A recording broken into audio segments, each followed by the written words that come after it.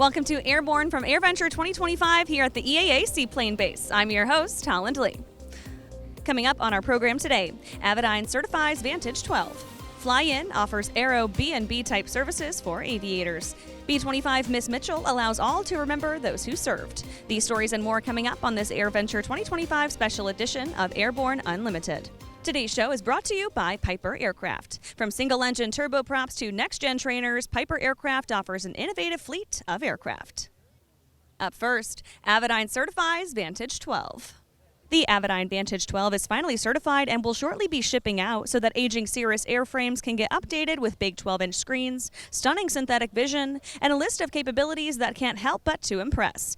Avidyne's Dan Schwinn gives us an update. We got the certification of the Vantage after quite a long process with the FAA. We think that this is our biggest news of, certainly the year, and we're really happy to have it happen here at Oshkosh. Well, what does Vantage 12 bring to elder Cirrus cockpits? So the Vantage 12 is aimed at the first generation of Cirrus from about 98, before they had any electronics in them, through up to about 2008, and there's about 4,000 or so of them there. And the Vantage 12 brings a whole host of improvements over the first generation Integra, which is what most of them were equipped with. These screens are larger. These are 12-inch screens versus the 10-inch on the original system. We made the surroundings smaller, so they actually fit in the same size instrument panel as the old 10-inch screens. These are touch screens. Of course, the original generation was before the whole touch generation, and because they're on a brand new hardware platform, they're really, really fast. You have synthetic vision on the PFD, which is something that we hadn't even really started to think of when we did that first generation. Requires a lot of power, and the touchscreen lets you do neat things like re-aim your heading or change your altitude and things like that, but with live touch on the screen. Another one of the biggest differences of this over the first generation. The first generation, the MFD was a standalone device, the PFD was a standalone device. In this case, the MFD has the capability of being a backup PFD. And it's synchronized all the time. It has its own separate attitude reference system. That's standard, it's not extra cost. And they can both drive the autopilot. So you now have got some redundancy in case you have a PFD failure. You move right over to the MFD, you didn't lose anything. You've got a nice split screen presentation. It's our new generation. This is our starting point for a whole host of innovations that we have planned. It's relatively inexpensive to put in, and it's aimed directly at the Cirrus configuration, which is a PFD and an MFD. So we've had a lot of interest. We have a lot of customers signed up, and we're looking forward to actually starting to ship these things in the next couple of weeks. FlyInn offers aero-BnB type services to aviators. Want to travel with your plane and have all the aero comforts of a pilot home to boot? FlyInn has a rental program that matches traveling pilots with rental homes on or near airports, often with hangars and other attractions. Kind of an aero-BnB. So FlyInn is short-term rentals, and we are the ones who have all the pilot-friendly locations. So not only do you get the accommodations, you get a runway, hangar tie-downs, and the most important piece of the puzzle is ground transportation. Every host is required to let their guests know right in the listing how they're going to get around.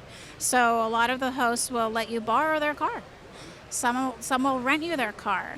You have a huge piece of the traveling puzzle, if you will, worked out for you. All the guesswork is taken out of it now. You can go from Alaska to Florida and everywhere in between, and everywhere you go, you know that you have everything that you need. So it's really awesome. I love our company. What can I say? What inspired this? Boredom, very easily. I can't be more honest than that. I just got tired of going to the same little places that had a little courtesy car or some way to get around, and it just got to be too much of the same thing, and I wanted variety, and so I started putting up our property to lend it out, hoping that somebody would return the favor, and that just took off from there. And so now we're at over 100 listings. We have visited 60% of them so far. And let me tell you, I didn't even know that I was going to be doing quality assurance on this trip, but I'm here to report firsthand, oh my goodness, there is not one property that is subpar in any way. Over 1,000 waiting to come on the platform. We just listed one in Argentina this morning. Just go on the website and you fill out the date that you want to go there, how many guests are going, just like you would on any other booking platform. It's designed the same way, and except that it's all pilot friendly. Fly-in.com, go shopping and see all the beautiful things that are out there. It's unbelievable. B25 Miss Mitchell allows all to remember those who have served.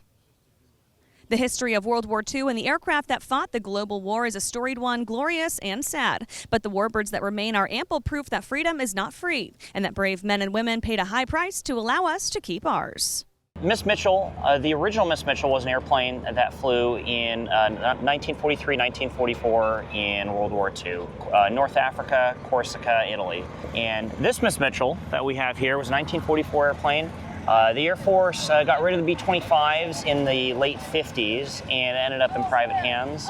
Eventually ended up in the Twin Cities in Minneapolis, St. Paul, and was eventually donated to the Commemorative Air Force Minnesota wing in the 1980s. And after a 12-year restoration, its first flight back in the air was on the 50th anniversary of the Doolittle raid.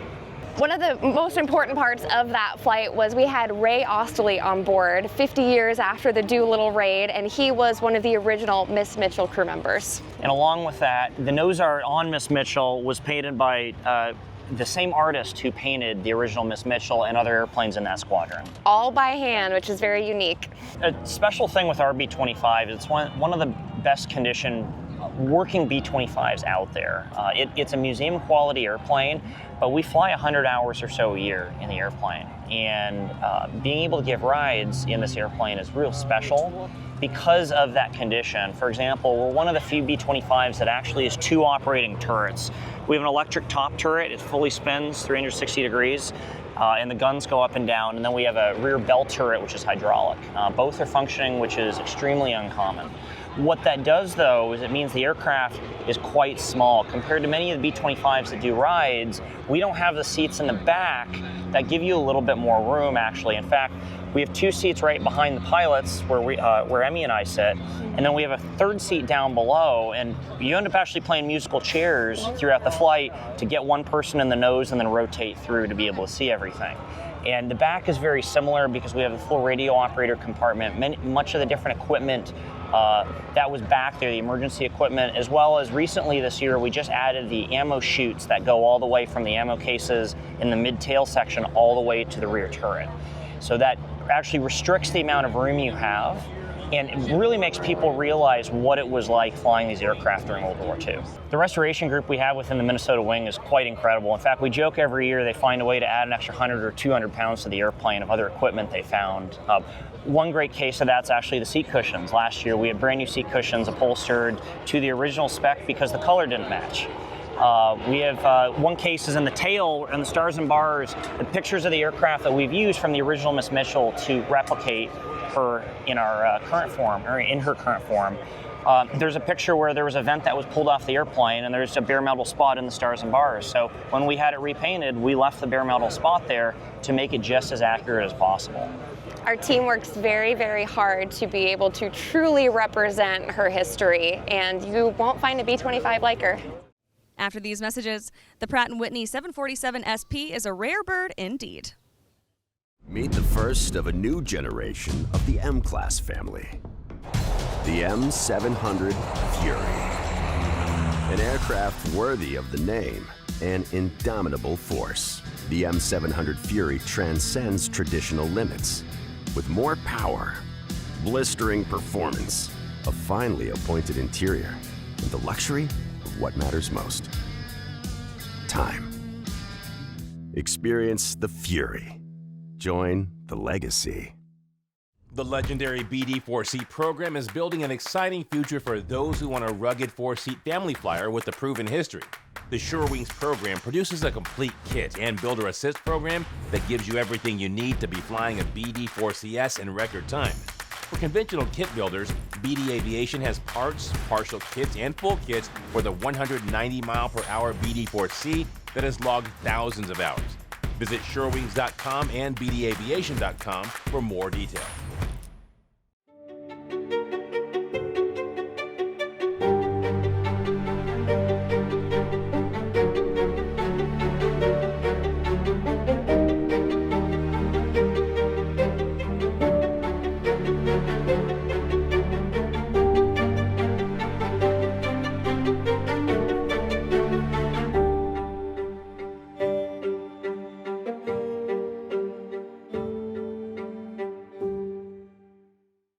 Welcome back. If you've seen something especially cool around the AirVenture grounds this week, please let us know by using hashtag OSH25Cool on your social posts. We would love to check it out. Up next, the Pratt Whitney 747 SP is a rare bird indeed. Pratt & Whitney 747 SP test vehicle is but one of only 2 left in the world, though 45 were previously produced in years past. The test bed, based on a shorter fuselage and powered by 4 JT90 powerplants on display, drew quite a crowd before it headed off into retirement. Thank you very much for being with us as we are almost on the verge of celebrating 100. So you may have noticed it's a beautiful aircraft behind me. So this is our Boeing 747 SP variant. Beautiful, remarkable aircraft that we use to test and certify our new engines. So this one has been used for quite a while and has allowed us to test and certify more than 70 of our newest variant of engines. So really remarkable aircraft. We like to look at this aircraft and also project that it's a good symbol of the innovation that is at the DNA, at the root of the DNA of Pratt Whitney. So very pleased to have the aircraft with us.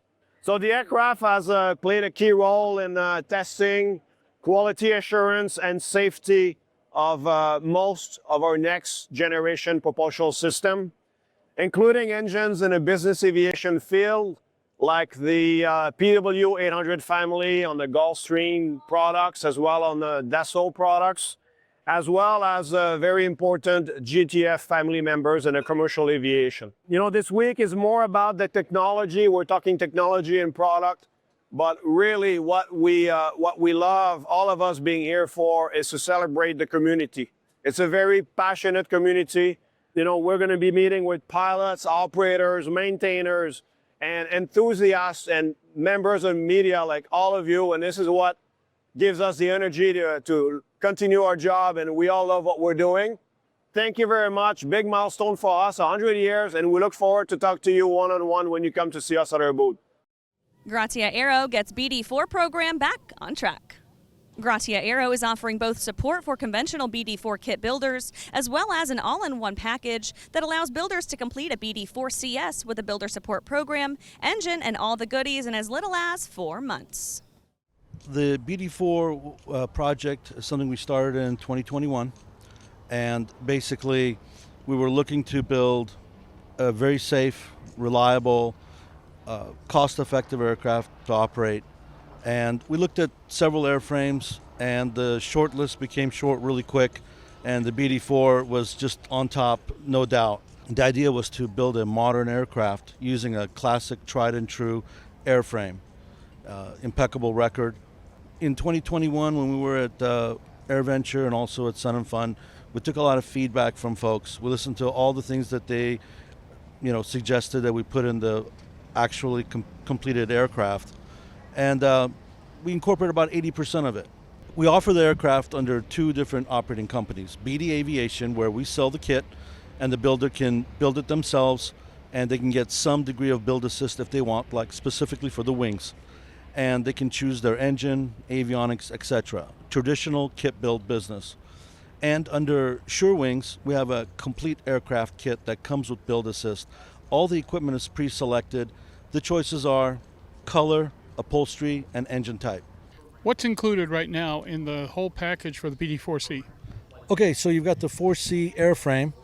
We've added to it a ballistic parachute. We've got air conditioning. It's electric air conditioning. It's also a heater.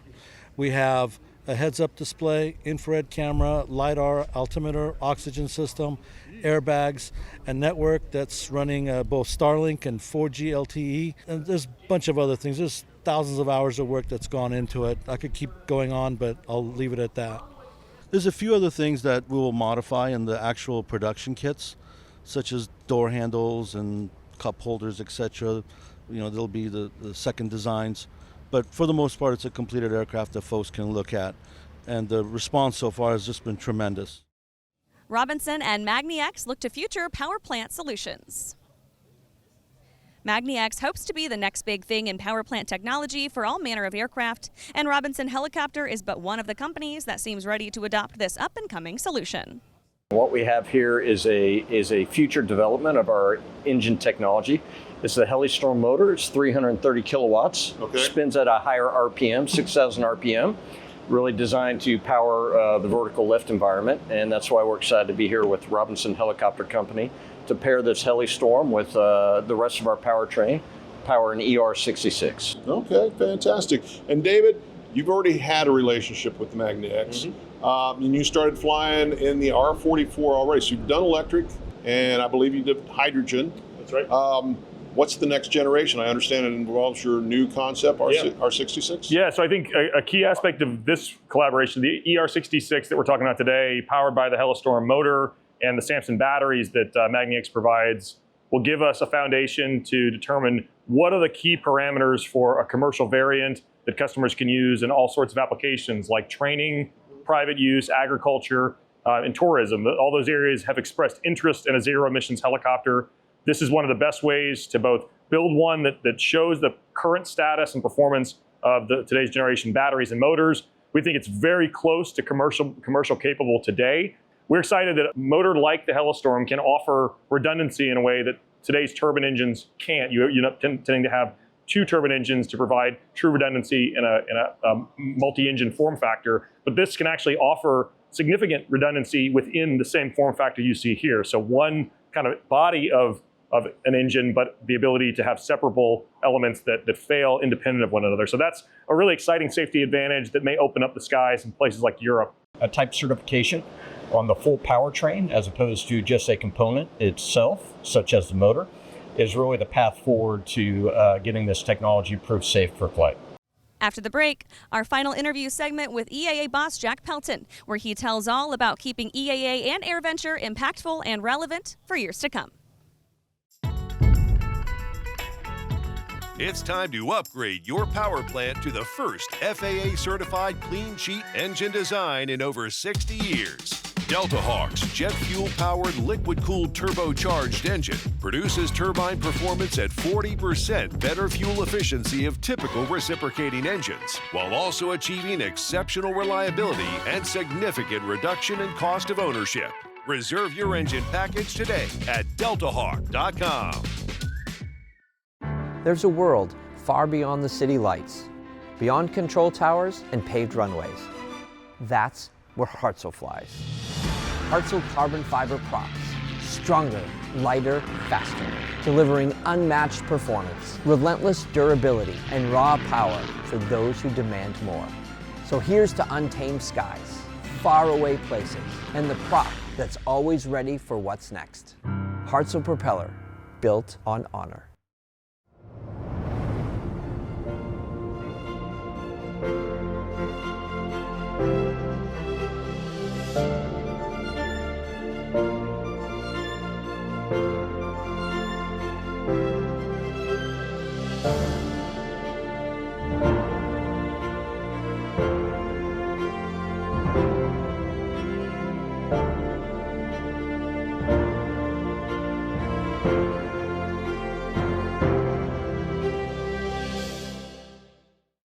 Dreaming of flight?